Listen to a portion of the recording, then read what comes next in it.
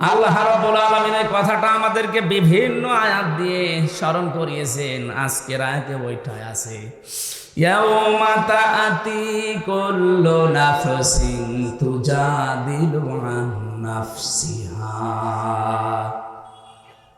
সেই দিন প্রতিটি মানুষ আমার আল্লাহর সামনে যখন দাঁড়াবে, প্রত্যেকেই তার আত্মপক্ষ সমর্থনের জন্য যুক্তি তর্ক পেশ করবে। আল্লাহ, আমি এই কারণে এই করেছিলাম।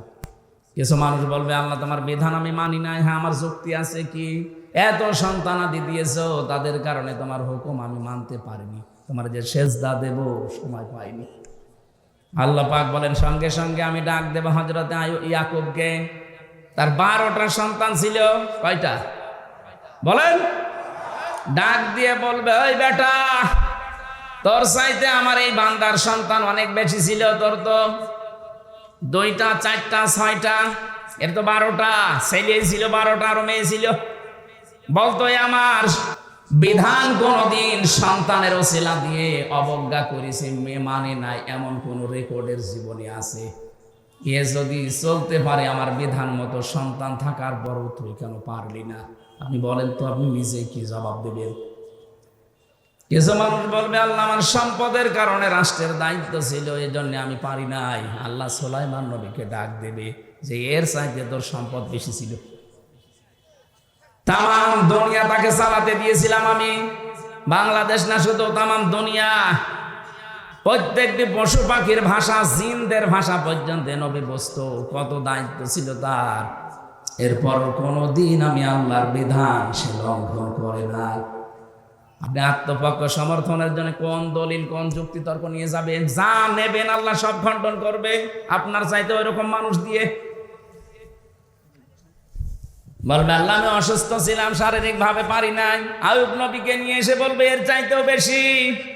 আমার এই বান্দাটাকে আমি 18 বছর পর্যন্ত অসুস্থ করে রেখেছিলাম, তোরে কয় বছর দিয়েছি? হযরত আইয়ুব নবীকে আল্লাহ 18 বছর পর্যন্ত একাধারে অসুস্থ করে রেখেছিলেন। ওয়া আইয়ুবা ইয নাদা রাব্বাহু আন্নী মাসানিয়া দুররু ওয়া আনতা আরহামুর রাহিমিন। স্মরণ করো আইয়ুব আলাইহিস সালামের কথা। সে যখন তার রবকে ডেকে বলেছিল, মাবুদ আমি তো অসুস্থ, তুমি তো রহমানুর রহিম, 18টা বছর আজ আমাকে পোকা খাচ্ছে। আমার স্ত্রী যতগুলো ছিল শুধু একজন বাদ দিয়ে সব চলে গেছে। আমার সন্তানাদি আমাকে ঘৃণা করে সব আমার কাছ থেকে চলে গেছে, কেউ আমার কাছে নেই। আল্লাহ আমাকে এতদিন পোকা খেয়েছে, কোনোদিন কিছু বলি নাই, কিন্তু আজকে দেখতে পেলাম সকালে আমার জহব্বায়ও পোকা লাগা আরম্ভ হয়ে গেছে। আল্লাহ আমার এই জহ্বা যদি নষ্ট হয়ে যায়, পোকা খেয়ে ফেলে, তোমার মতো দয়ার নাম আমি কি দিয়ে ডাকবো? তুমি দয়া করে আমার পোকা জহব্বায় দিও না। আমাদের অনেক অভিযোগ আছে আল্লাহর প্রতি। এই সমস্ত মনীষীদের, এই সমস্ত নবীদের, রাসূলদের জীবনের দিকে তাকালে কিছুই না আমাদের। ওনাদের যা আল্লাহ পরীক্ষা দিয়েছিলেন 100 ভাগের 1 ভাগও আপনি পাননি। জেলখানার ভেতরে কাউকে আমি 22 বছর বিনা কারণে পড়ে থাকতে দেখেছি, তার তুলনায় তো আপনি কিছুই করেননি। বলতে পারেন না তার দোষ, আর কোনো দোষ নেই, খালি ইসলাম মানে এটাই দোষ। মাওলানা জুয়েল সাহেব পড়ে আছে, এনায়েতুল্লাহ জুয়েল, আজ 22-23 বছর চলছে, বিনা কারণে এই মুশরিকদের কথা মতো তাকে আটক করে রেখেছে। মাওলানা সাইদি সাহেব জীবনে 13টা বছর কাটিয়ে গেল এক ঘরের ভেতরে। তার যে স্যাক্রিফাইস, ওনার যে স্যাক্রিফাইস, মাওলানা জসিমউদ্দিন ভাই 12 বছর কাটিয়ে আস, ওনার যে অবস্থায় রেখেছিল আপনি কাঁদবেন। আমার রেখেছিল, কষ্ট দিয়েছে, কিন্তু আমার চাইতে 100 গুণ কষ্ট তার বেশি। একটা ব্লকে 5 বছর একাধারে কারো সাথে কথা বলতে দেয়নি। টের পাচ্ছে কত কঠিন বাস্তবতা? চিন্তা করেন তো, 5 বছর এক ঘরের ভেতরে কেউ কারো সাথে কথাও বলবে না, ওর সাথে দেখাও করবে না, ওই দূর থেকে খাবার শুধু ঠেলে দিয়ে আসতো। কিন্তু চোখে চোখে চোখ পড়লো না, কথা বলা যাবে, সিসি ক্যামেরায় দেখছি। এই মানুষগুলোর তুলনায় আমার জীবনে আমি মাঝে মাঝে মনে করি কিছুই হয়নি। এরপরও আল্লাহ আমাকে আবার সব কিছু ফিরিয়ে দিচ্ছে। আমার মা বাবা এখনো ঠিক আছে, আমার স্ত্রী এখনো ঠিক আছে, সন্তান 2টা ছিল, বের হওয়ার পরে আর একটা সন্তান আল্লাহ দিয়েছে। জমি জায়গা বাবার যা ছিল হয়তো কিছু তছনছ হয়েছে, কিন্তু এখনো ঠিক আছে। এখনো মানুষের ভালোবাসা, মহব্বত, অর্থ সম্পদ যা আল্লাহ দিচ্ছে, আমার ভয় হয় এখন, আল্লাহ দুনিয়ায় কি সব আমাকে দিয়ে দিচ্ছ, আখেরাতে আমারে আবার জাহান্নামের আসামি করে দিবা না। ইবাদত বন্দেগী হয়তো কম বেশি ওখানে আমি করেছিলাম যতটুকু, আটক জীবনে কি করব। তো বাইরে এসে কেন আর পারছি না, সারা দেশে দৌড়ানো লাগছে, ওই সময়টা আর বের করা যাচ্ছে না। নওগাঁবাসী, আমি আমার জীবন নিয়ে চিন্তায় আছি। প্রত্যেকে যদি আমরা নিজে যুক্তিতর্ক পেশ করব, কিয়ামতে আল্লাহ সব খণ্ডন করে দেবেন। বলেন তো, এবার আমি অসহায় হয়ে দাঁড়িয়ে আছি আল্লাহর কাছে। পরের শব্দে আল্লাহ এমন শব্দ সেট করেছেন, অতওয়াফা কুল্লু নাফসিম মা আমিলাত, যে যা করেছে আমি আল্লাহ তাকে পরিপূর্ণ করে দিয়ে দেব, তার আমলের কাজ, তার যে কাজ কারবার ছিল, ওর যে পরিণতি, ওর যে পুরস্কার আমি আল্লাহ পরিপূর্ণ করে দেব। আজ আমরা অনেকেই অধিকার সচেতন, কিন্তু নিজের যে হক, আমার প্রতি যে হকগুলো আছে, এই হকগুলোর প্রতি আমি সচেতন না। এক মা কাঁদছিল, কে কাঁদেন কেন জিজ্ঞাসা করছে মাওলানা, কাঁদেন কেন? বলছে আমার সন্তান আমাকে মেরেছে, এই জন্যে কাঁদছি। ছেলে আপনাকে মেরেছে এই জন্যে? বলে হ্যাঁ এই জন্যে, কিন্তু আমি আমার নিজে এই শরীরে আঘাত লেগেছে, এই কারণে কাঁদি না। আমি কাঁদি আমার ওই সন্তানটার কারণে, কারণ আমি হাদিস কোরআন পড়ে দেখেছি, মা বাবাকে কষ্ট দিলে নাকি আল্লাহর আরশ কেঁপে যায়। আমি যাই পেলাম কষ্ট, কিন্তু আমার সন্তানের কি হবে? ওর তো সব বরবাদ হয়ে গেল, নষ্ট হয়ে গেল। একটা মা হয়ে যদি এতটুকু চিন্তা করতে পারে আপনাকে নিয়ে, আপনার সন্তান হিসাবে মা বাবা নিয়ে কত টেনশনে থাকা দরকার। প্রত্যেকের কাজ কারবারের যে মূল্য আছে, পারিশ্রমিক আছে, প্রতিদান আছে, এনাম আছে। আল্লাহ যদি সত্যি ওই পরিমাণে আমাকে আপনাকে দেয়, কিয়ামতে একা একা যখন দাঁড়াবেন আল্লাহর সামনে, কেউ থাকবে না, কেউ থাকবে না। আজ মানুষকে অনেকে ধোঁকা দেয় যে তোর চিন্তা নেই, তোর বাবার কাছে মরিদ হবিও, বাবা কিয়ামতে তোরে দেখবে। এটা ডাহা মিথ্যা কথা। ওয়াকুল্লুহুম আতিহি ইয়াউমাল কিয়ামাতি ফারদা। আল্লাহ বলেন কিয়ামতে প্রতিটি মানুষকে আমার সামনে দাঁড় করাবো বিচারের জন্য, একজন করে। কয়জন করে? নওগাঁবাসী যে যেখানে দাঁড়িয়ে আছেন, বসে আছেন, মহিলা প্যান্ডেলে যারা আছেন, নিজের দিকে তাকিয়ে ভাবেন তো, সত্যি আপনি একা দাঁড়াবেন আল্লাহর কাছে? যাই করছেন করেন, একা দাঁড়ানোর পরে আল্লাহ আপনার এই কাজ কারবারের যা কিছু হয় ওটা পরিপূর্ণ করে দেবে। কুল্লু নাফসিন যায়িকাতুল মাউত ওয়া ইন্নামা তুওয়াফাউনা উজুরাকুম ইয়াওমাল কিয়ামাহ ফামান যুহজিহা আনিন নার ওয়া উদখিলাল জান্নাতা ফাকাদ ফাজ। প্রত্যেকেই মারা যাবেন, যাওয়াই লাগবে, এটাই ফাইনাল। আল্লাহ বলেন কিয়ামতে প্রতিটি মানুষের উজরত, পরিষ্কার পুরস্কার আমি পরিপূর্ণ করে তার হাতে তুলে দেব। দুনিয়ার জীবনে সফল তো ওই লোকটা, মরণের পরে আমি আল্লাহ যাকে মাফ করে দিয়ে বলবো যা জান্নাতে চলে যা। আমি আমার সত্যি বলছি, আমার নিজের চিন্তায় আছি।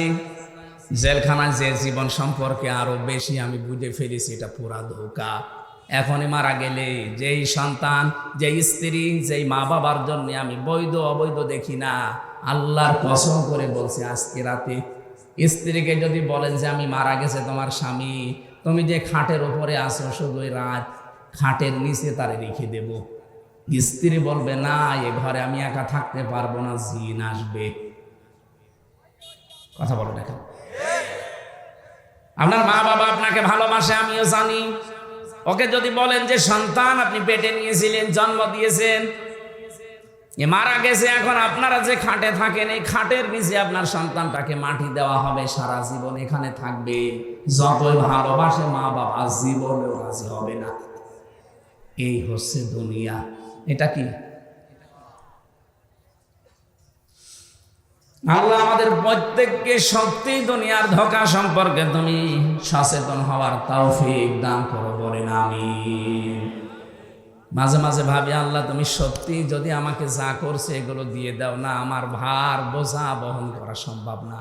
কারণ আমার 33 বছর জীবনে আমি যা করেছি আমি তো জানি। আমার জীবনটা যদি এখনই তোমার সামনে দেওয়া হয়, আমি আয়াতের তাফসীর পড়তে গিয়ে এক লোকটা বাজারে গেছে, সদাই করার পর বাজার কমপ্লিট করার পরে বাজার দোকানদারকে একটা টাকা দিয়েছে, 100 টাকার নোট। মানে ওলট পালট করে দেখে বলছে যে নেন, এটা চলে না, অচল। কি বলেন আপনি? হ্যাঁ, এর ভেতরে যে দাগ থাকার কথা ওইটা নেই, আপনি নিয়ে যান, আপনাকে আমি চিনি, অন্য সময় এসে দিয়ে যাবেন। যাই বলেছে অচল, চলে না, ও সেন্সলেস হয়ে গেছে। লোকজন এসে বলছে এই দোকানদারকে মেরেছেন, বলছে না, আগে হুঁশ ফেরান। বাতাস দিয়ে পানি দিয়ে যখন হুঁশ ফিরেছে বলছে কি এ দোকানদার আপনাকে কি মারধর করেছে, অপমান করেছে? বলছে কিচ্ছু বলে না। আপনি এরকম অজ্ঞান হয়ে গেলেন কেন? লোকটা বলছে দেখেন, আমি বাজার করেছিলাম, এ টাকার নোটটা দিয়েছিলাম, এটা দেওয়ার পরে ওলট পালট করে দেখে বলছে এটা অচল, চলে না, এর ভেতরে যে দাগ থাকার কথা ওই দাগটা নাকি নেই। আমি সঙ্গে সঙ্গে চিন্তা করলাম আমারও তো 100 টাকার একটা নোট আছে, তার নাম হায়াত। তার নাম কি? আমার 50, 60, 70, 80, 90 বছরের একটা হায়াত আল্লাহ আমাকে দিয়েছিল। আমি যদি সত্যি এখন মারা যাই, আল্লাহ যদি আমার হায়াতটা নিয়ে বলে বান্দা এটা অচল, কারণ এর ভেতরে শিরিক পাওয়া যাচ্ছে, এর ভেতরে মানুষকে ঠকানোর গোনা পাওয়া যাচ্ছে, এর ভেতরে মানুষের উপরে জুলুম করার গোনা পাওয়া যাচ্ছে। তোমার যে আমল নাম আমি দেখতে পেলাম, তোমার যে জীবন, এটা নিয়ে আমার জান্নাতে যাওয়া যাবে না, এটা অচল, যাও। তখন আমার কি হবে চিন্তায় আমার সেন্সলেস হয়ে গেছে। তাদের জীবন নিয়ে চিন্তা ভাবনার আমাদের কোথায় আছে আমরা? সম্মানিত মা বোনেরা, আমি আপনি স্ত্রী হিসাবে আপনার সাথে আমি ভালো ব্যবহার করি এই কারণে যে এই ব্যবহারটা দিয়ে যেন আমার জান্নাত তৈরি হয়। আমার সন্তানের অধিকারগুলো আমি আদায় করি এই কারণে যে আমার এই অধিকার আদায়ের কারণে কিয়ামতে যেন আমার জান্নাত তৈরি হয়। কিন্তু এই বলে আমি আপনাদের মুখে হাসি ফোটাতে কোনো হারাম পথ বেছে নেব আমার মতো পাগল দুনিয়ায় নেই। আমি কি বোঝাতে চাইলাম বুঝেছেন? অতওয়াফা কুল্লু নাফসিন মা আমিলাত, পরিপূর্ণ করে দেওয়া হবে। দুনিয়ায় যে যা কাজ করেছে তার কাজের যে ভার ওইটা আল্লাহ দিয়ে দেবে। অহুম লা ইউজলামুন, কিন্তু কারো উপরে জুলুম করা হবে না। আল্লাহ পাক যে বিচার ব্যবস্থা আসা যাবে, আমি আয়াতের তাফসীর বলছি, আল্লাহর বিচার ব্যবস্থায় কোনো জুলুম, কোনো অবিচার নেই। কি আল্লাহর অবিচার আছে? আল্লাহ যদি অবিচার করে আপনি জান্নাত পাবেন? বলেন না কেন? আল্লাহ যদি ন্যায় বিচার করে না, তাও পাওয়া যাবে না। আল্লাহর বিচারে তো অবিচার নেই। ন্যায় বিচার করলো আপনি ধরা খাবেন, ন্যায় বিচারও বাঁচতে পারবেন না। আলেক বান্দা বলেছিল হ্যাঁ আমি বাঁচবো, আমি 1000 বছর ইবাদত করেছি, রোজা রাখা অবস্থায়, তাও দিনের বেলা রোজা রেখে জিহাদ করলাম আর রাতের বেলা তাহাজ্জুদ পড়লাম, আমার 1000 বছর আমি পেয়ে যাব জান্নাত। আল্লাহ তাকে ঘুমের ভেতরে স্বপ্নে তালিকা দেখিয়েছে, কিয়ামত কায়েম হয়ে গেছে।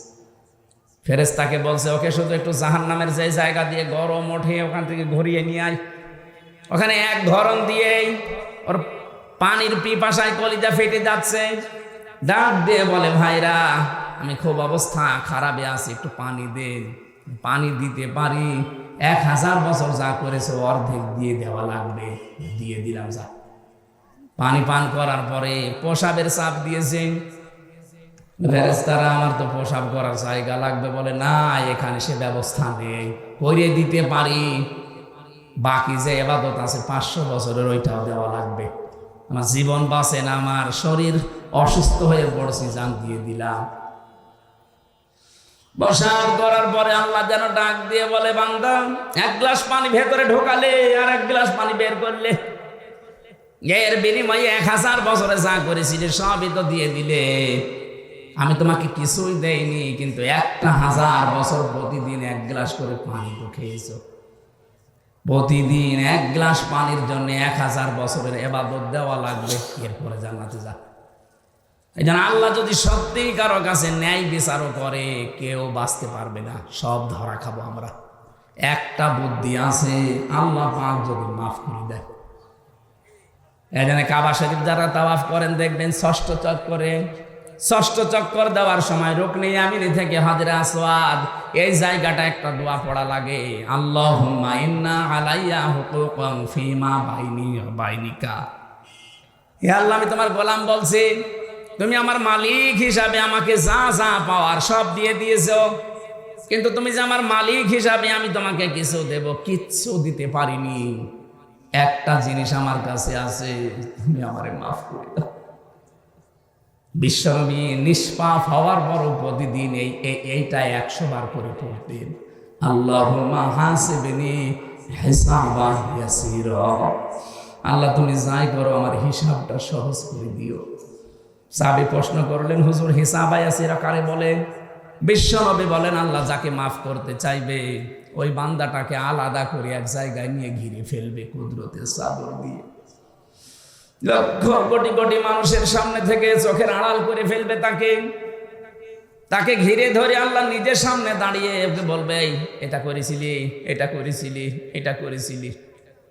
লোকটা তো সব কিছু সামনে দেখতে পাবে ভিডিও ক্লিপ আকারে। মাথা নিচু করে বলবে, মাবুদ আমার ভুল হয়ে গেছে। সত্যি যা তুমি দেখালে সব আমার জীবনে আমি করেছি, আমার ভুল হয়ে গেছে। নবীজি বলেন, সঙ্গে সঙ্গে আল্লাহর রহমতের জরিয়ার ভেতরে জোশ পয়দা হয়ে যাবে। আল্লাহ ডাক দিয়ে বলবে, বান্দা কাউকে কিছু বলবি না, চা করে গোপনে মাফ করে দিলাম। এইটাই আমরা চাচ্ছি। তাছাড়া ন্যায় বিচার আল্লাহ করলেও বাঁচতে পারবো না, অবিচার তো নেই। এই একটাই পথ শুধু খোলা আছে। ভয় হয় ওই লোকটার মতো, আল্লাহ যদি আমল নামাটা দেখে বলে, বান্দা এটা অসল, এর ভেতরে তোর বোনকে ফাঁকি দিয়েছিস সেইটা লেখা আছে। এরকম মানুষ নেই দেশে। এর ভেতরে সন্তানের হক আদায় করিস না, এটা লেখা আছে। এরকম অসল জিনিস নিয়ে তো আমার জান্নাতে যাওয়া যাবে না। এর ভেতরে এমন এমন জিনিস আমি তোর ভেতরে তুলে রেখেছি, দেখ তুই মহিলা, তুই নারী, তোর উপরে তোর স্বামীর যে হক ছিল তুই আদায় করিস নাই, তোর শ্বশুর শাশুড়ির হক ছিল আদায় করিস নাই। এরকম অসল আমল নামা নিয়ে তুই জান্নাতে যেতে পারবি না। সম্মানিত মা বোনেরা শুনতেছেন, আমি জানি, একটু বিবেক দিয়ে চিন্তা করেন তো কি হবে তখন আমার যতটুকু মনে হয় আমাদের 100 জনের 98 জন আমরা ধরা খেয়ে যাব। আমি যেন ধরা না খাই। এটা বাকি জীবন যেহেতু ধোকার জীবন, আজ হলেও কাল হলেও আমাকে মরাই লাগবে। কার জন্য কি করছি এই চিন্তাটা যখন আপনার সামনে স্পষ্ট হয়ে যাবে যে আমি কার জন্য কি করছি, তখন অন্তত হারাম কাজ আপনি ছেড়ে দিতে পারবেন, হালালের দিকে আস্তে আস্তে এগিয়ে যাবেন। হারাম কাজগুলো ছেড়ে দিয়ে হালাল কাজের দিকে যখন মানুষ এগিয়ে যেতে চায়, আল্লাহ বলেন, আল্লাযীনা জাহাদু ফীনা লানাহদিয়ান্নাহুম সুবুলানা ওয়া ইন্নাল্লাহা লামাআল মুহসিনিন। যারা আল্লাহকে পাওয়ার জন্য একটু চেষ্টা করে, আল্লাহ তাকে পথ দেখাতে হাজারো রাস্তা খুলে দেয়। আল্লাহ আমি সহ যারা এসেছি আমাদেরকে তুমি কিয়ামতে অপমান করো না, গোপনে এরকম ঘিরে একা একা আমাদের মনের অজান্তে মাফ করে দিও, বলেন আমিন। যে যা করছি সামনের জীবনে আমরা হিসাব নিকাশ করে করব। এমন কিছু করব না যেটা আমি নিজে দেখলে আনন্দ পাই, অন্য দেখলে লজ্জা পাই। মোবাইলে এমন দৃশ্য রাখা যাবে না যে দৃশ্য নিজে দেখলে ভালো লাগে, আনন্দ লাগে, অন্য কেউ দেখলেই আমার লজ্জা লাগে। এরকম দৃশ্য নেই। কথা বলে না কেন? যাদের মোবাইলে এরকম সিনেমা থিয়েটার উলঙ্গ নাচ আছে, এখনই ডিলিট করে দেবেন। বলা যায় না এখনই যদি আপনি মরে যান এই মোবাইলটা আপনার মা আপনার বাবা ব্যবহার করবে। এক কথা বলছে কেন? এই যে আমি এই মোবাইলটা এখন রেখে যদি মারা যাই, অবশ্যই এটা আমার ম্যাডামের কাছে, আমার মায়ের কাছে পৌঁছিয়ে দেবে। তারা যদি দেখে যে এর ভেতরে উলঙ্গ নাচ আছে, কি মনে করবে আমার সম্পর্কে বলেন তো? কি ধারণা করবে যে হামজা এরকম ছিল? যেহেতু কোনো গ্যারান্টি আমার হাতে নেই আমি বেঁচে থাকবো, এই মুহূর্তে দেখে যা আছে, যেটা নিজে দেখলে আনন্দ পান, অন্য কেউ দেখলে লজ্জা পান, এক্ষুনি ডিলিট করে দিন। শয়তান ধোঁকা দেওয়ার জন্যই বসে আছি আমি জানি, কিন্তু এর ধোঁকাকে মোকাবেলা করার পরে যে ব্যক্তি এগিয়ে যেতে পারবে, আল্লাহ বলেন একটা অনির্বচন সুখ তার মনের ভেতরে আমি আল্লাহ ঢেলে দেব। এই জন্য আমাদের চরিত্রকে সংশোধন করার জন্য সূরা নূর 30 নম্বর আয়াতে একটা ঔষধ আছে। কোনো বেগানা মহিলা যদি সামনে পড়ে যায়, আমি সহ প্রত্যেকের আমল করা লাগবে। বেগানা পুরুষ যদি সামনে পড়ে যায়, মেয়েদের আমল করা লাগবে। প্রথমে চোখ নিম্নগামী করা, শয়তানের তীর প্রথমে যখন মনে চাওয়ার পর রং নিম্নগামী করে ফেলবেন, শয়তান আপনার সাথে পেরে উঠবে না, তখন একটা বরদোয়া দিয়ে চলে যাবে। 2 নম্বরে আপনার লজ্জা স্থান যেটা, এটার হেফাজত করা লাগবে। আজ অনেকেই শয়তানের ধোঁকায় পড়ে উল্টা পাল্টা কাজে লজ্জা স্থান ব্যবহার করে নষ্ট করে ফেলছে। ভারত বহু চেষ্টা চালিয়েছে এই 15.5 বছরে পিন আপ করার পত্রিকা দিয়ে। ভারতের এই আকাশ সংস্কৃতির নামে উলঙ্গ নাচ, সিনেমা, থিয়েটার, নভেল দিয়ে বহু চেষ্টা চালিয়েছে, কিন্তু এখনো ওরা সাকসেস হতে পারেনি। এই জন্যই তো মাথা খারাপ হয়ে গেছে যে এত চেষ্টা করলাম, কিছুই করতে পারলাম না। এই দেশের এখনো পর্যন্ত চরিত্রবান যুবক এ দেশে আছে না নেই? চরিত্রবান হওয়ার জন্য গড়ে তুলতে হয় ছোটকাল থেকে, একটা ট্রেনিং লাগে। এদেশে যারা ইসলাম কায়েম করতে চায়, একামতে দিনের দায়িত্বে যারা আছে, এই মানুষগুলো এইটার ধাঁচে ধাঁচে আপনার ছেলে মেয়েকে গড়ে তুলে। আমি আপনাকে বলছি না যে এভাবে গড়ে তোলেন, আপনি চিন্তা করেন আপনার ছেলেকে নিয়ে মেয়েকে নিয়ে এমন এমন জায়গা থেকে গড়ে তুলছে যে ছেলেটা সিগারেট খায় না, লাল পানি খায় না, ডাল খায় না। অথচ এই চোখ দিয়ে দেখেছি বিশ্ববিদ্যালয়ে অধ্যাপকে ক্লাস নিচ্ছে আর ছাত্র যে জুতা দিয়ে পিটাচ্ছে, বলছে শালা করে মেরেই ফেলবো। আমি এই চোখে এইটাও দেখেছি, শিক্ষক অজু করছে আর ছাত্র পায়ে পানি ঢেলে দিচ্ছে, হাত দিয়ে কাদা ছাড়িয়ে দিচ্ছে ছাত্র। অথচ বয়স বেশি না, মাত্র 7.5-8 বছর বয়স। এইটাও ছাত্র, ওইটাও ছাত্র। এটা কোরআনের কাছে আসার কারণে, পড়ার কারণে এটা মানুষের মতো মানুষ হচ্ছে। আর ওইটা বিশ্ববিদ্যালয়ে মাস্টার্স করার পর জানোয়ার হয়ে গেছে।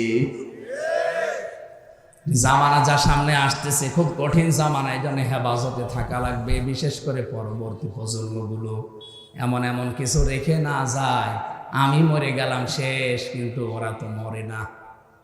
ওর ছেলে, ওর মেয়ে, তার ছেলে, তার মেয়ে, যতদিন পর্যন্ত দুনিয়ায় অন্যায় রেখে যাবেন আপনি, কবরে যে সাদগায়ে জারিয়ার নাম শুনি, অথচ গোনায়ে জারিয়াও যে আছে অনেকে জানে না। সাদগায়ে জারিয়া যদি থাকে, গোনায়ে জারিয়াও আছে। আল্লাহ আমাদের হেফাজত করুন, বলেন আমি। 1500 বছর আগে নবীজিকে পেটটা বাঁকা করে ফেলেছিল একটা বোঝা, বিশাল একটা বোঝা। সেটা ছিল আইএমএ জাহিলিয়াতের যুগ। আর 1500 বছর পরে 2024-এর 5 আগস্ট পর্যন্ত আমাদের এই পিঠকেও বাঁকা করে ফেলেছিল একটা বিশাল বোঝা। ওটা হচ্ছে আওয়ামে জাহিলিয়াত। ওইটা ছিল আইএমএ, এটা আওয়ামী। শব্দ দুইটা প্রায় কাছাকাছি না? ওদের কর্মসূচি আমি পড়েছি, ওদের জীবনী, আবু জেহেল, আবু লাহাব, উতবা, সাইবা, ওদের 14টা কাজ ছিল মানবতাকে কণ্ঠাসা করে রাখার জন্যে, নিজের মন মতো পৃথিবী চালাবে, এই জন্য 14টা কাজ তারা করেছিল। 1500 বছর পর নব্য আবু জেহেল যারা, এরা 15টা কাজ আরম্ভ করেছিল, ওদের সাথে এক কাটি বেশি। ওই মানুষগুলোকে যদি আইএমএ জাহিলিয়াতের যুগ বলে আপনি ঘৃণা করেন, হ্যাঁ, একটা যুগ হইল, অন্ধকারের যুগ, অজ্ঞতার যুগ। যারা 14টা কাজ করে উপাধি পেয়েছে, এ জামানায় যারা 15টা কাজের আঞ্জাম দিলেন, তাদেরকে আমি জাহিলিয়াত বললে কি সমস্যা আছে? কোনো সমস্যা নেই।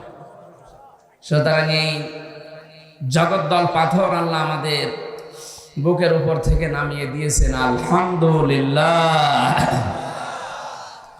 দরুদ আর সালাম পড়ছি আমাদের নবী মুহাম্মদুর রাসূলুল্লাহ সাল্লাল্লাহু আলাইহি ওয়াসাল্লামের প্রতি, যার আনিত আদর্শ মানবতার মুক্তির একমাত্র গ্যারান্টি। এ পর্যন্ত বলেই আমরা শেষ করে দেই। তা আসলেই যে এটা একমাত্র গ্যারান্টি মানবতার মুক্তির, এটা আমাদের বাস্তবে অনেকের জীবনে নেই। কি কথা বলেন এখানে? আজকে যিনি প্রধান অতিথি আছেন, যদি ওনাকে বলা হয় যে এই গ্রামের 20 জন মানুষের তালিকা উনি করেছি, 5,000 করে টাকা দেবে। এই গ্রাম থেকে 20 জন মানুষের তালিকা আমরা পাঠিয়ে দিলাম ওনার কাছে, আগামী 1 মাস পরে উনি 10,000 5,000 করে টাকা দেবে। এই গ্রামে যারা আছে সবাই চিন্তা করবে আমার নামটা আছে কিনা। তালিকা পাঠানোর পরে মনে করেন 100 জনের তালিকা পাঠিয়েছিলেন, মাত্র 10 জনের নাম এসেছে যে 10 জনকে দেওয়া হবে। গ্রামবাসী উৎসুক হয়ে থাকবে না, আমার নাম আছে তো, আমার নাম আছে তো? কথা বলে দেখেন। টাকা পাবে কত? 5,000। বলেন, ওনার কাছে 5,000 টাকা পাওয়ার জন্য যদি আপনি উদ্গ্রীব হয়ে থাকেন, আকাঙ্ক্ষা নিয়ে থাকেন যে আমার নাম আছে তো, এত চিন্তা আপনার, যে মহাবিশ্ব যিনি বানিয়েছেন, সব সরকারের ওপরে যিনি সরকার, উনি যে লিস্ট পাঠিয়েছেন, এই যে লিস্ট, এর ভেতরে আপনার নাম আছে কিনা কোনোদিন একবার একটু চিন্তা করে দেখেছেন যে আমার নামটা এর ভেতরে আবার আছে তো? আমি যে পাবো কিছু, 10,000 হোক 5,000 হোক, কারণ 100 জনের তালিকা ছিল, মাত্র 10 জনকে দেওয়া হবে।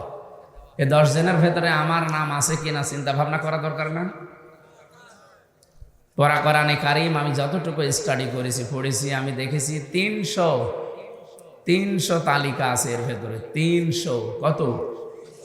300 তালিকার ভেতরে ফেরাউনের নাম আছে, হামানের নাম আছে, কারুনের নাম আছে, আবু জেহেলের নাম নেই কিন্তু ইনডাইরেক্ট আছে, আবু লাহাবের নাম আছে, মুহাম্মদ রাসূলুল্লাহর নাম আছে না নেই? কাফেরের নাম আছে, জালেমের নাম আছে, মুশরিকের নাম আছে, মুনাফিকের নাম আছে। এখন আমি যে কোন ক্যাটাগরিতে আছি, আমার নাম আসলে আছে কিনা এই 300 জনের ভেতরে, আমার এখনই দেখা লাগবে। কথা বলেন না কেন? যদি আমি দেখি যে না আমার নাম নেই, তাহলে তো আলহামদুলিল্লাহ। যদি দেখি যে নাম আছে, তাহলে আমার তো কিছু পাওনা আছে। কি পাওনা নেই? তাহলে এমন নাম তৈরি করা দরকার যে নামে কিছু পাওয়া যায়। এমন নাম তৈরি করা ঠিক না যে নামের কারণে আবু জেহেলের কাতারে দাঁড়ানো লাগে। আমাদের আদি পিতা হযরতে আদম আলাইহিস সালাম যেদিন তিনি তৈরি হলেন, জান্নাতের ভেতরে সব কিছু তার ওপেন ছিল, শুধু একটা জায়গা বাদ দিয়ে। আল্লাহ তাআলা জানিয়েছেন, ওয়ালা তাকরাবা হাদিহিশ শাজারাতা ফাতাকুনা মিনাজ জালিমিন। হে আদম, সব জায়গায় যাবে, যা ইচ্ছা খাবে, যা ইচ্ছা ধরবে, কিন্তু সাবধান, এই বাড়িটা, এই ঘরটা, এই গাছটার কাছে যাবে না। কি সেই গাছ? একটা কাজ শুধু নিষেধ ছিল, সব কাজ ওপেন ছিল। আমরা অনেকেই এতদিন পর্যন্ত জানি যে গাছ মানে গন্ধম গাছ না। শুধুমাত্র গন্ধম গাছ যদি আল্লাহ উদ্দেশ্য করতেন, তাহলে কোরআনে আয়াত নাজিল করে আমাদের জানাতেন না এটা শুধু গন্ধম নয়, এর ভেতরে আল্লাহ পাক 500 শরীয়তের বিধান দিয়েছে। এই 500টা শরীয়তের বিধানে কোরআনে আছে। এগুলো আল্লাহর বর্ডার, এগুলো আল্লাহ পাক দিয়ে রেখেছেন সীমা। আপনি যখনই দুনিয়ায় যা ইচ্ছা করবেন, যা ইচ্ছা খাবেন, এই 500টা বর্ডারের কাছে গেলে থেমে যাবেন। কি এই বর্ডারের কাছে গেলে আপনাকে থেমে যাওয়া লাগবে। বর্ডার যদি ক্রস করে চলে যান, আল্লাহ বলেন ফাতাকুনা মিনাজ জালিমিন, তোমার নামে জালেম এটা লেখা হয়ে যাবে। আদম আলাইহিস সালামকে যদি আল্লাহ এ হুমকি দিতে পারেন, আমরা আদমের সন্তান, এ হুমকির সম্ভাবনা নেই। এই জন্য আমরা দুনিয়ার জীবন চলার পথে যখনই দেখবো যে না আল্লাহর বর্ডার এখানে থেমে যাওয়া লাগবে আমাদের, এই যে বর্ডারের আদান প্রদান যে বিষয়টা, আজ 2-3 দিনের ভেতরে ভারত একটা নিষেধাজ্ঞা দিয়েছে আমাদের, যে আমাদের চিকিৎসা করাবে না। এদেশের মানুষও সেরকম তেড়া, বলছে যাবো না, দরকার হয় ভারতে, পাকিস্তানে যাব, চীন দেশে যাব, সিঙ্গাপুরে যাব, মালয়েশিয়া যাব, তোর দেশে যাব না, যা। আজকে বিকালে দেখেছেন দাদারা কি কান্নাকাটি করছে, না তাড়াতাড়ি বর্ডার খুলি দেন। মুশরিকদের সবচাইতে বেশি ভয় জীবনের উপরে, জীবন উপকরণের উপরে, জীবনের উপরে কোনো হুমকি আসলে মুশরিকরা সবচাইতে বেশি ভীত বিবহল হয়ে পড়ে। কোরআনে কারিমে আল্লাহ এটা আমাদেরকে আরো আগে জানিয়েছেন, 1500 বছর আগে, ওয়ালা তাজিদান্না আহরাসান নাসি আলা হায়াতি ওয়া মিনাল্লাযিনা আশরাকু ওয়ালা তাজিদান্নাহুম আহরাসান নাসি আলা হায়াতি ওয়া মিনাল্লাযিনা আশরাকু ইয়াওয়াদ্দু আহাদুহুম লাউ ইউআম্মারু আলফা সানা। ওয়ালা তাজিদান্না লামে তাকিদ ননে সাকিলা, গ্যারান্টি দিচ্ছেন আল্লাহ, কারণ বানিয়েছেন তিনি, ভালো করে জানেন দুর্বলতা কোথায়।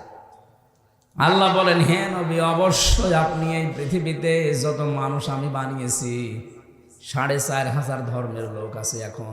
কত? 4500 ধর্মের লোক আছে দুনিয়ায়। 810 কোটির উপরে মানুষ তামাম দুনিয়াতে এখন আছে। 257টা রাষ্ট্র আছে, তার ভেতরে বাংলাদেশ সব চাইতে বড়।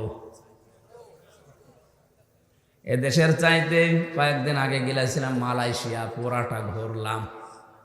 এই দেশের চাইতে মালয়েশিয়া 8 ডবল বড়। এদেশের চাইতে সৌদি আরবে ছিলাম, 14 ডবল বড়। এদেশের চাইতে আমাদের দাদাদের দেশটা 29 ডবল বড়। এই দেশের চাইতে আমেরিকা প্রায় 59 ডবল বড়। 59টা বাংলাদেশ পাশাপাশি রাখলে যত বড় হবে, আমেরিকা একাই অত বড়। মাঝে মাঝে সৃষ্টিগুলো নিয়ে চিন্তা করি আর ভাবি, আল্লাহ অন্য সৃষ্টি বাদ দিলাম, শুধু এই পৃথিবীটা, শুধু এই পৃথিবীটা 257টা রাষ্ট্রের একটা রাষ্ট্র আমরা। এখানে 64টা জেলা আছে, 630টা থানা আছে।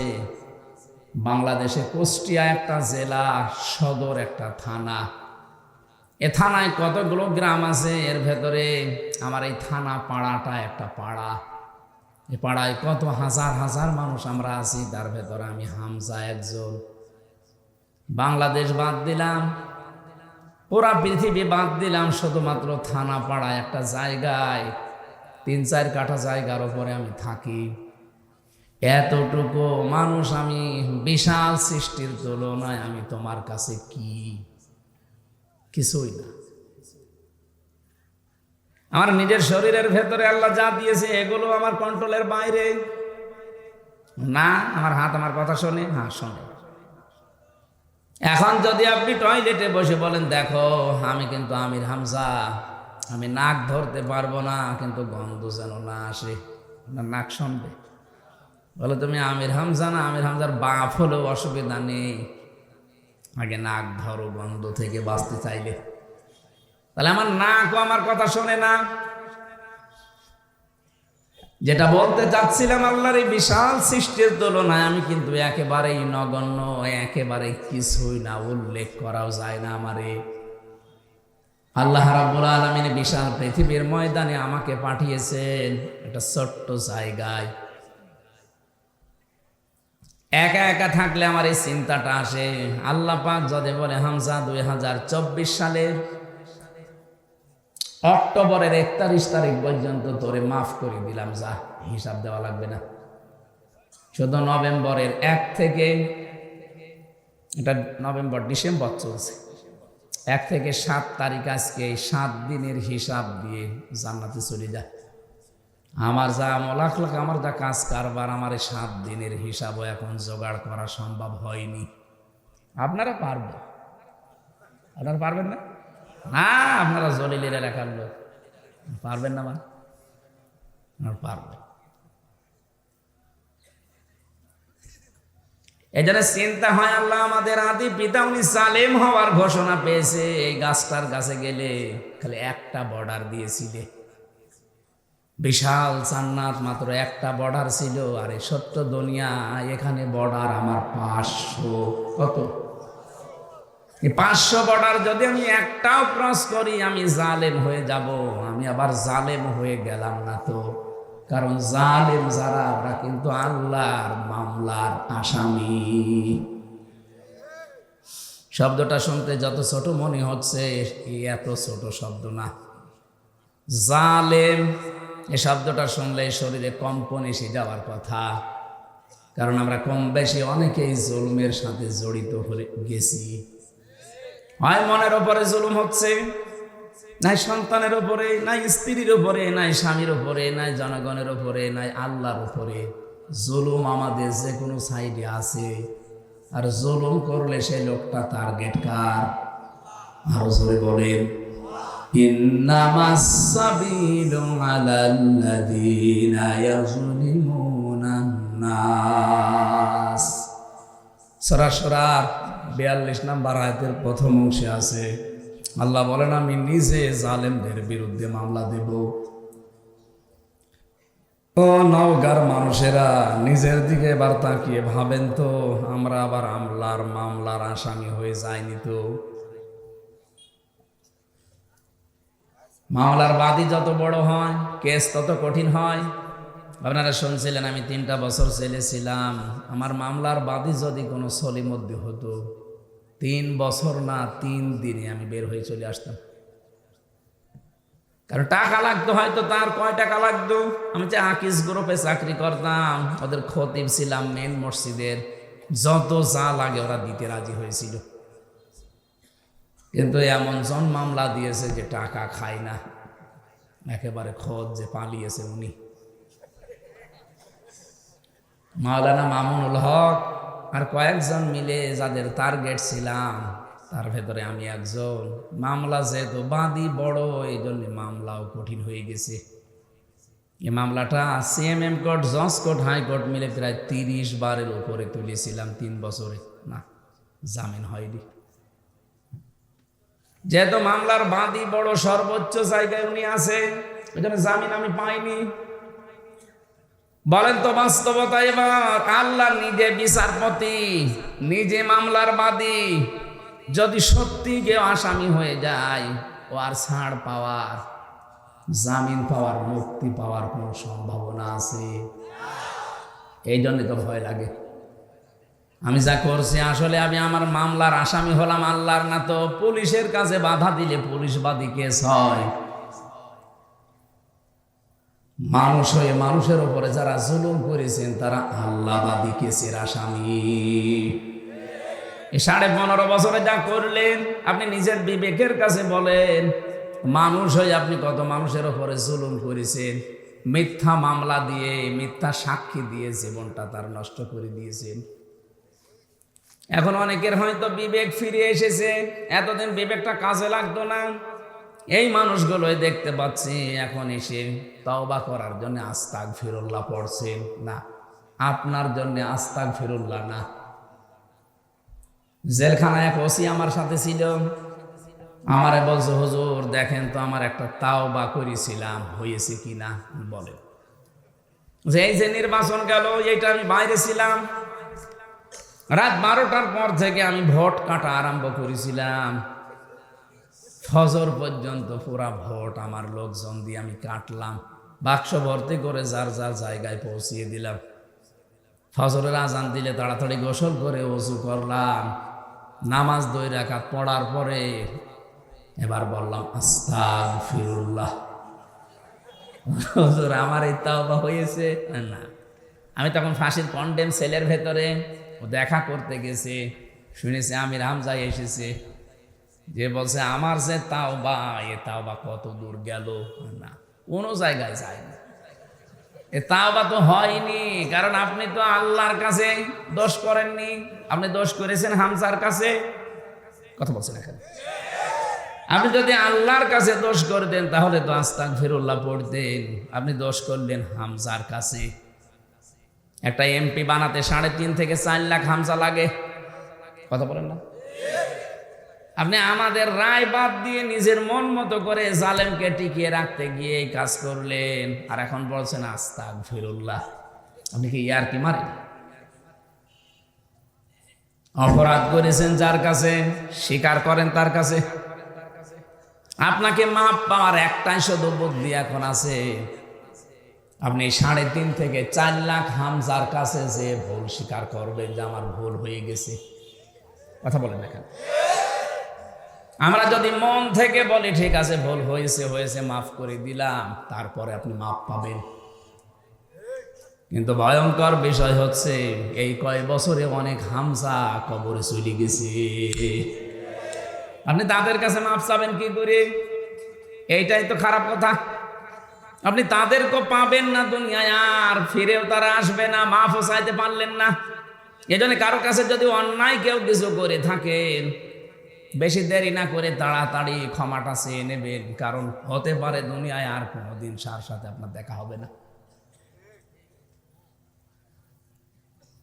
শুধু এক ওসিনা 15.5 বছরে যারা জুলমের সাথে স্বীকার করেছেন যে হ্যাঁ আমরা করেছি, এখন আপনার বাঁচার উপায় একটা মাত্র রাস্তা আছে। যার যার ক্ষতি করেছেন, কাউকে মিথ্যা মামলা দিয়ে, মিথ্যা সাক্ষী দিয়ে, চাঁদাবাজি করে, কথা বলছেন এখানে, কাউকে খুন করে, গুম করে, আয়না ঘর বানিয়ে, যার সাথে যা করেছেন আপনি তার কাছে গিয়ে আপনি বলবেন যে ভাই আমি এই করেছিলাম, আমার ভুল হয়ে গেছে। দ্বিতীয় নম্বরে আপনার যে ক্ষতি হয়েছে 15.5 বছরে, এই ক্ষতিপূরণ আমি দিতে চাই।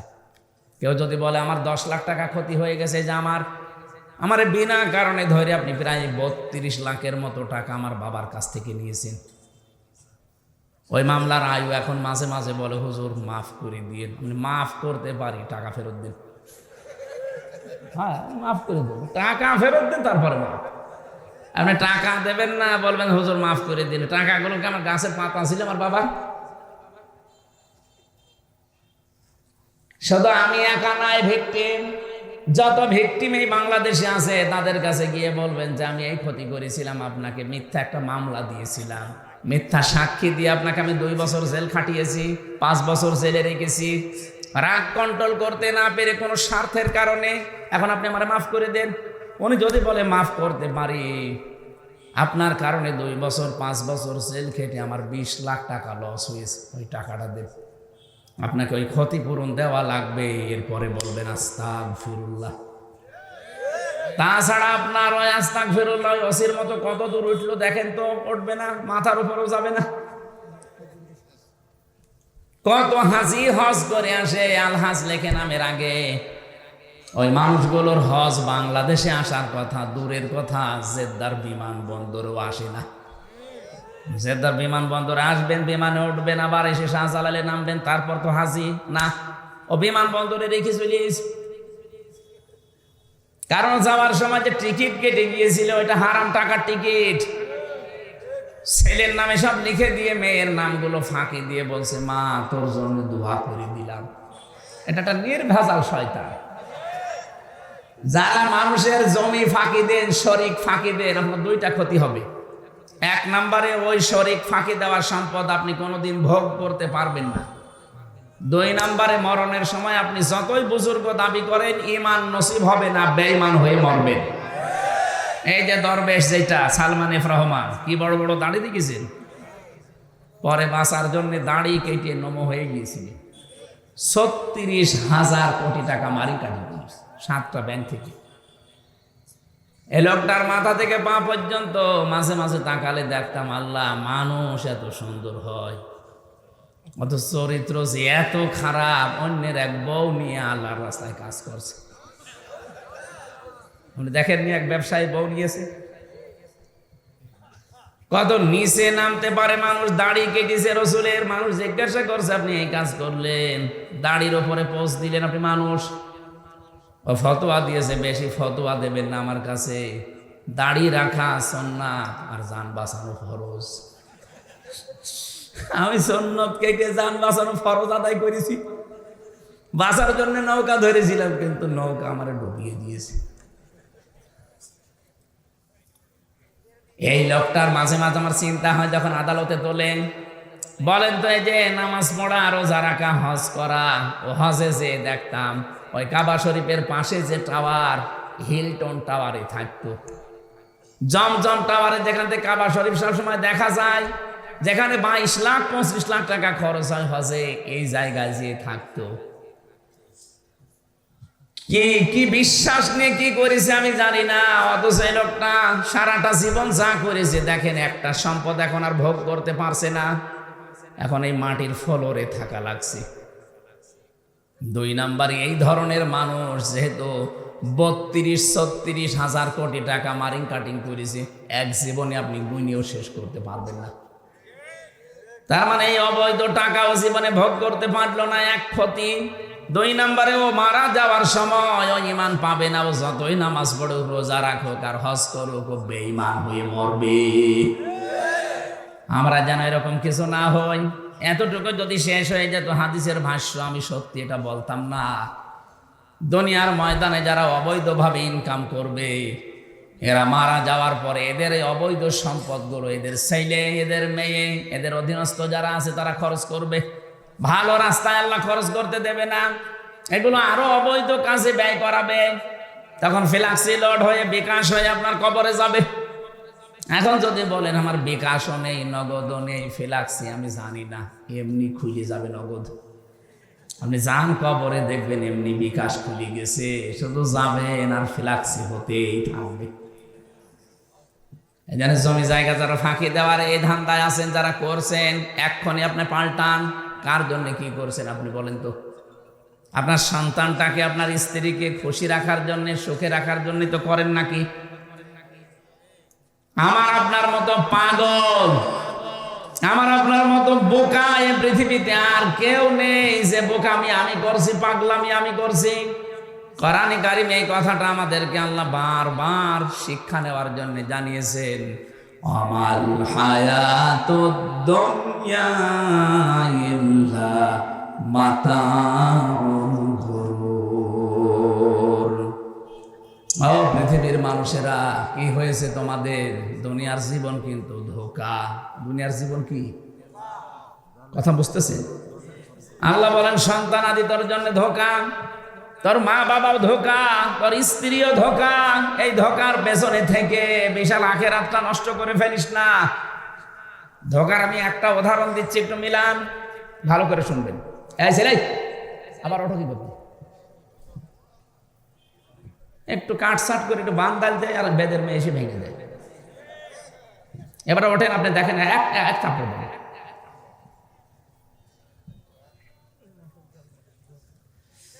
আমার ভাইরা, এখানে একজন উঠে বসেন, মুরব্বী, ওঠেন ওঠেন ওঠেন, নিস্তব্ধ হয়ে থাকবে। সাহাবা একরাম যেভাবে কোরআন শুনতেন, মনে হচ্ছে যে পাখি এসে গাছ মনে করে বসে পড়ত। এরকম করে থাকবেন যেন মনে হয় যে হ্যাঁ, এখানে আর কেউ নেই, কবরস্থান হয়ে গেছে। ধোঁকাটা এমন, আমার আল্লাহ কোরআনে কারিমে গরুর শব্দটা বারবার দিয়েছেন। পৃথিবীর বান্দা বান্দিরা, তোমার মা বাবাও ধোঁকা, তোমার সন্তান আদি ধোঁকা, স্ত্রী পুত্র ধোঁকা, যাদের কারণে আজ বৈধ অবৈধ দেখা দেখি করো না। বাবা শাহজালাল, মদের কাছে কুত্তা বিড়াল সব হালাল। এই থিওরি তো অনেকে চলছে না। হালাল হারাম দেখা দেখি নেই, সুদের টাকা জানে যে হারাম, এরপরও নীতি আছে। অনেকেই দেখি টাকা ছেড়ে রাখে, টাকা আসে 1000 টাকা দিলে 1000 টাকা 100 টাকা করে বেশি পায়। আমার মনে হয় নওগাঁ জেলা এখনো আরম্ভ হয়নি। সত্যি কথা বলছে যে কোরআন শরীফ আমি কিন্তু জানতাম না, এটা কুষ্টিয়ায় আছে, এই জন্য বললাম। এখন যে এই জেলায়ও আরম্ভ হয়ে গেছে, এটা মায়ের সাথে জেনা করার গুনাহ হচ্ছে। আপনি কিন্তু জানেন যে গুনাহ হয়, জানেন না? সুদের এই টাকা নিলে যে মায়ের সাথে জেনা করার গুনাহ হয় জানেন কিনা বলেন তো? এই যে জানা শোনার পর কেন এটা করছেন? হয়তো স্ত্রী, সন্তান, মা বাবা, ভাই বোন এদেরকে আরেকটু শান্তিতে, আরেকটু আনন্দে, আরেকটু ভালো রাখার জন্যে। এরা ভালো থাকতে গিয়ে আপনি কি খাচ্ছেন? নিচে মায়ের সাথে জেনা করে আসলেন। সুদের টাকা খাওয়া মানে আল্লাহ এবং রসুলের সাথে ডাইরেক্ট যুদ্ধে লিপ্ত হওয়া। এত বড় কঠিন সিদ্ধান্ত নিয়ে তারপরও আপনি খেয়ে যাচ্ছেন। এই ধোঁকা ধোঁকা ধোঁকা কি হবে বোঝেন? যদি মারা যান 200 বছর পরে আপনি নওগাঁয় ফিরে আসবেন। মাত্র 200 বছর। 200 বছর পরে যে 2 তালা বানিয়েছিলেন আপনি দুনিয়ায়, এই বাড়িতে সামনে এসে বলবেন যে এই বাড়ি আমার, আমি বানিয়েছিলাম। বাড়িতে ওই সময় যারা বসবাস করবে তারা আপনাকে বাড়িতে তো ঢুকতেই দেবে না, বলবে বেশি ঝামেলা করলে কিন্তু পিটাবো। আপনার যদি থাকার জায়গা না থাকে, যান আপনি ওই মসজিদের বারান্দায় রাতটা থেকে ওখান থেকে ফুটে পড়েন। এই কথা বলছেন না কেন? এটা যে বাস্তব হবে, আমি কি বানালাম? এটা বাস্তব, আপনি এটা করে দেখেন। যান, এইটাই দুনিয়া। অথচ এই পাগলামিতে আমি সহ প্রত্যেকেই লেগে আছি। এই ঘর এখন কাটছে না, ঘর কাটবে একদিন, কিন্তু কাটার পরে তখন আর লাভ হবে না। আল্লাহ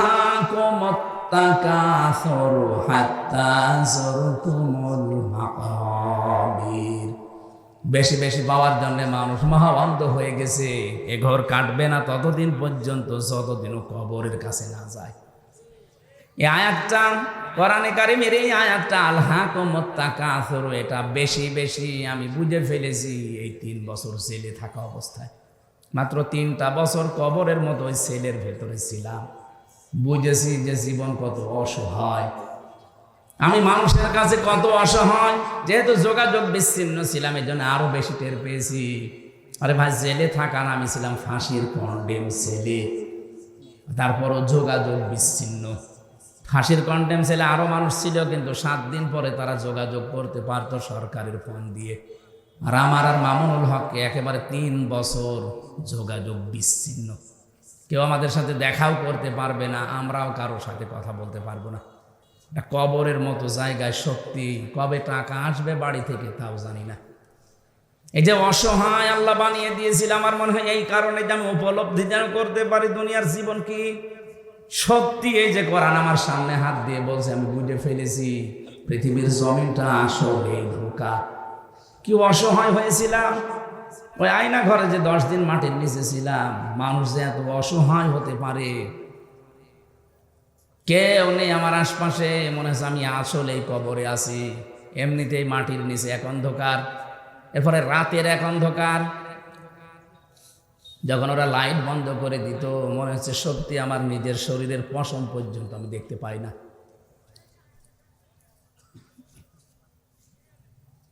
মাজায় দড়ি দিয়ে 11 ঘন্টা আমার টাঙিয়ে রেখেছিল। মাঝে মাঝে শুধু ওই 5 তলা 6 তলা থেকে মাটির নিচে আছে 3 তলা, এর উপরে 7 তলা 10 তলা বিল্ডিং। মাঝে মাঝে উপর থেকে শুধু ওই টেলিফোনে ওই বক্সের মাধ্যমে আওয়াজ আসতো, ওই এই আওয়াজ আসতো। 1-1.5 ঘন্টা 2 ঘন্টা 3 ঘন্টা পরে একটা আওয়াজ আসতো, অথচ আমার পা উপরে, মাথায় দেওয়া দড়ি। তখন নিজেকে এত অসহায় মনে হতো, আল্লাহ দুনিয়ায় কবরে নেই, তারপর মাটিতে আছি আমি, অন্তত এখন আমি কথা বলতে পারছি। এই অবস্থায় যদি আমাকে এত অসহায় তুমি করে দিতে পারো, সত্যি যদি কবরে চলে যাই, না জানে আমি কি অসহায় হয়ে যাব। আল্লাহুম্মা আমিন। আল্লাহুম্মা আগফিরলি ওয়ারহামনি ওয়াহদিনি ওয়াফিনি ওয়ারযুকনি ইয়া রাব্বাল আলামিন। আল্লাহ তাআলা কোরআনে কারীম থেকে যে আয়াতের উপরে কথা শুনেছি, আয়াতটা আমাদের জীবনে সেট করে দাও। সারাটা জীবন এমন এমন কাজে আমরা আঞ্জাম দেই যেটা তোমাকে দেখানোর মতো না। আজকে দয়া করো আমাদের উপরে, এখন থেকে বাকি জীবনে এমন কাজ যেন আমরা করতে পারি যে জীবনটা তোমার সামনে তুলে ধরা যায়। রব্বুল আলামিন, কোরআনে কারিমের আয়াত থেকে জানলাম প্রতিটি মানুষ তোমার সামনে যুক্তি তর্ক পেশ করবে, কিন্তু কেউ লাভবান হতে পারবে না। ওইরকম যুক্তি খণ্ডন করার বহু কিছু তোমার কাছে আছে। আল্লাহ, আমরা যেন ধরা খেয়ে না যায়। দুনিয়া আমাদেরকে সব তুমি দিয়ে দিও না, জানি আখেরাতে একেবারে খালি হাতে ওঠা লাগে। দুনিয়াতে যা করো করো, আখেরাতে যেন বাদশাহ হয়ে উঠতে পারি। আল্লাহ কবুল করে নাও। এই মাহফিলের আয়োজন করতে গিয়ে তোমার যে বান্দারা শ্রম দিয়েছে, কষ্ট করেছে, এদের কষ্টকে কবুল করো।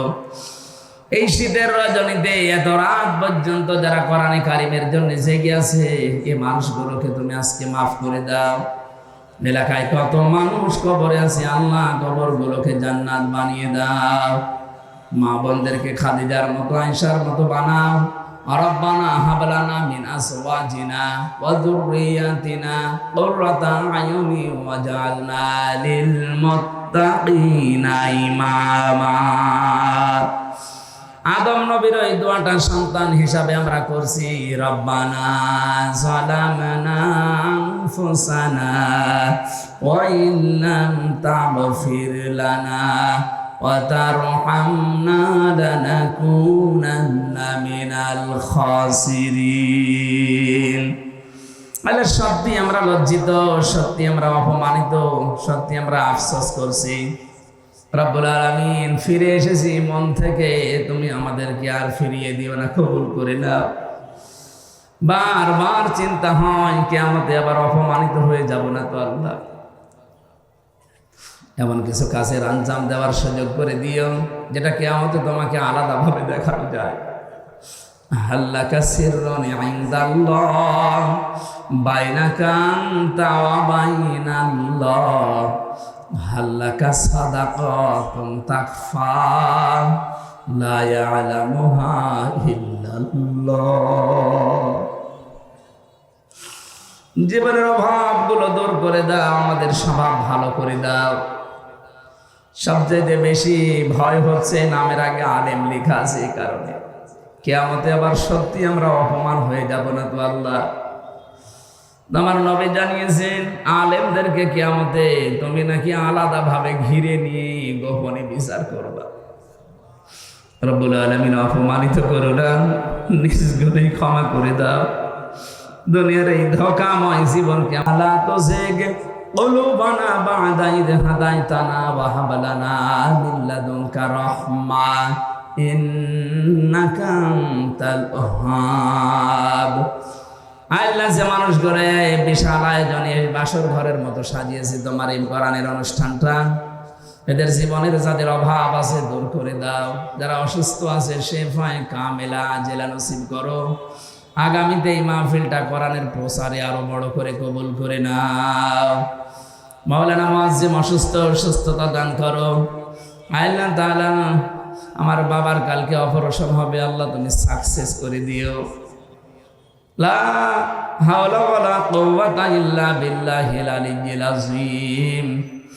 সুবহানা রাব্বিকা রাব্বিল ইজ্জাতি আম্মা ইয়াসিফুন ওয়া সালামুন আলাল মুরসালিন আলহামদুলিল্লাহি রাব্বিল আলামিন।